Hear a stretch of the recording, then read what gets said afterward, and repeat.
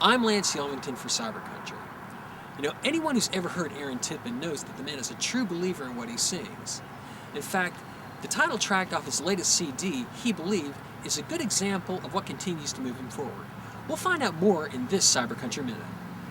I'm Aaron Tippin. And Aaron, what is it that you can tell me about the inspiration behind He Believed? Because from what I've heard from the CD, I really like the first song because it shows you how a family member can impact you for your entire life and career. Is that true?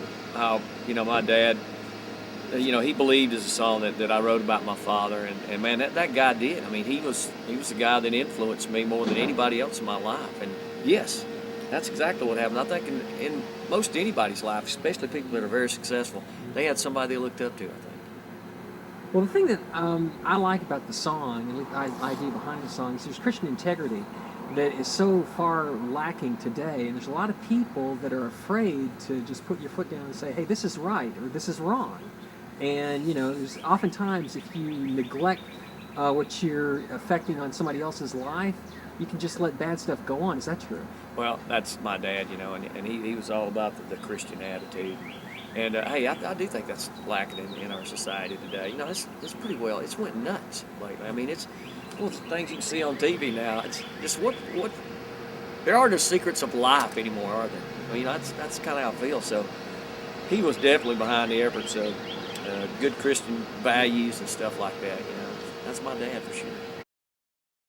I think in order for me, and this has kind of been the history of Aaron Tippin, in order for me to have a hit with a song, it has to be something that Aaron Tippin can directly relate to. I think that's been the secret to, you look at the hits that I've had over the years, they're all songs that were penned by me. The majority of them were penned by me and co-written with other friends that know me very well. So it has to be like that for me. I'm just a pretty simple guy, and I got to be telling the truth, or what's part of me, because I always try to remember that when I'm writing a song, someday there's a good chance I'm going to be singing it to somebody. So it's coming out of the same mouth. It all should match. It all should work. And that's why I think I have had success with songs like Working Man's PhD. Nobody else out there doing anything like that, or Got It Honest, or Got to Stand for Something. And, that song kicked my career off. Patriotism isn't just something I did when 9/11 occurred.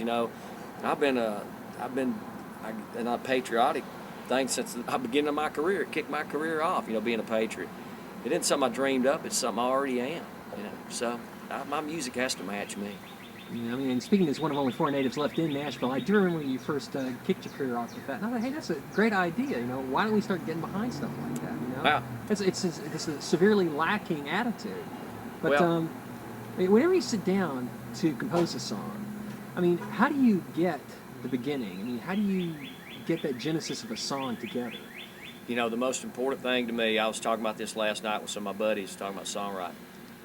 The most important thing to me, and I may wander for hours at a writing session hunting for the great opening line. It has to be something very powerful. Now, Daddy didn't like trouble, but when it came along, everyone knew which side he'd be on. It has to be something that strikes the listener and makes them go, oh, that's cool. Parked my car beside the highway and I didn't lock the doors. Left the note there with the keys. If it cranks, your friend, she's yours. It's got to be something that makes them go, what is that? You got to have something cool, Mm-hmm. She was a woman on a mission trying to drown him after you.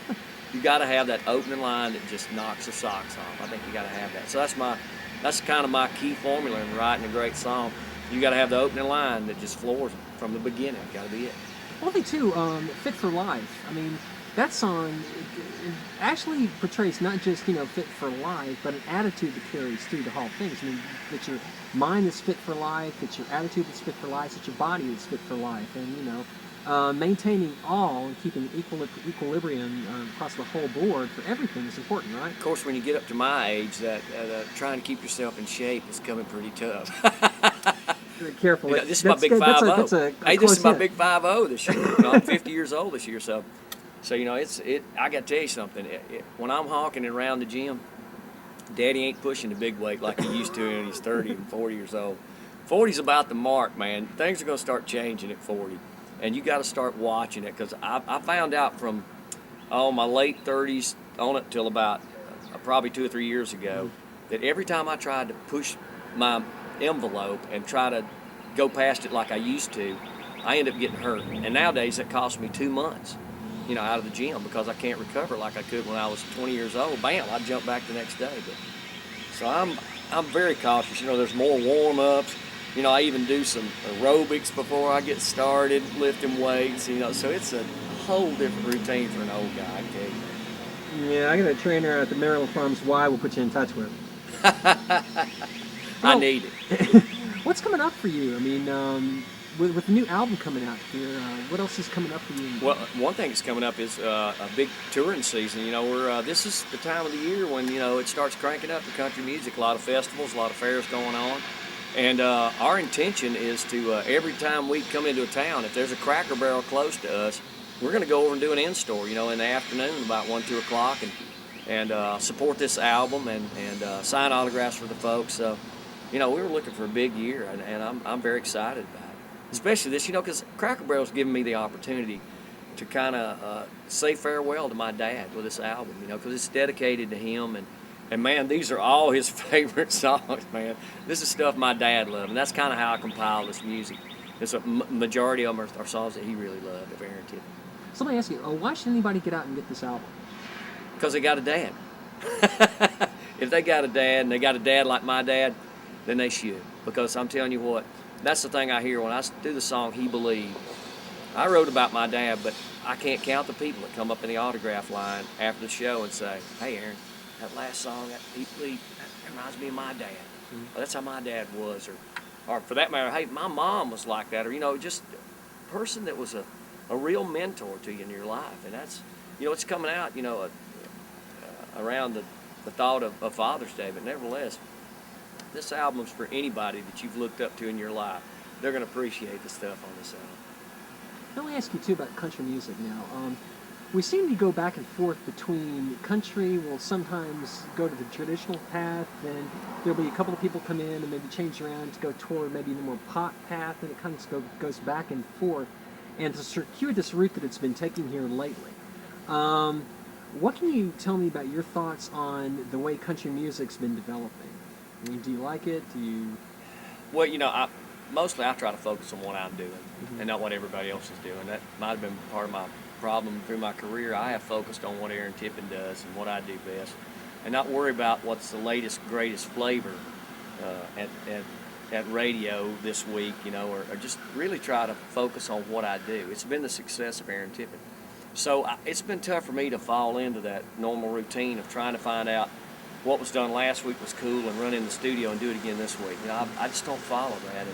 And so consequently, now I'm in the independent world with my own label, Nip It Records. And it's very rewarding. The fact that I get the chance to do things the way I want to do them and what I think is the right music to do. And it's a great opportunity. I feel often I'm just starting my career over. Well, you come out with a better product that way, too. I mean, Absolutely. The stuff that I hear, I like. Well, and it's very rewarding to go to the studio, and all the guys that I normally played with over the years get the opportunity to realize that and not that they were trying to do anything wrong or bad, but just not having the record label breathing down our neck, worried about what will get played at country radio and what won't, just full of the nerves and the fear. Now it's, we're going to play with Aaron, we're going to have some fun. We realize when we leave that studio, it's going to be what we thought was the greatest it could be. It wasn't twisted around, oh, not too much bass, they don't like that now. Or, oh, don't put a banjo on it. Or, oh, don't, there's no negativity. There's no fear. There's just no fear. And that's what I like about it. So, why should somebody come out and see one of your shows in the upcoming concert season? Why should somebody come out and see you play? Because even if they saw me last year, the show's different. The only thing I did last year that I'm doing now is putting together the bike for Toys for Tots, and I guess I'm going to be doing that till the day I die. Every show I put together a bike for Toys for Tots while I'm singing Working Man's PhD. And then I give it away to Toys for Tots. And here lately I've been kind of lucky. I've got one of the Marines come grab the bike for me off stage. That's pretty cool. The crowd really digs that. I'm Aaron Tippin. Be at the next Aaron Tippin show. Wear your seatbelt. It's going to be fun.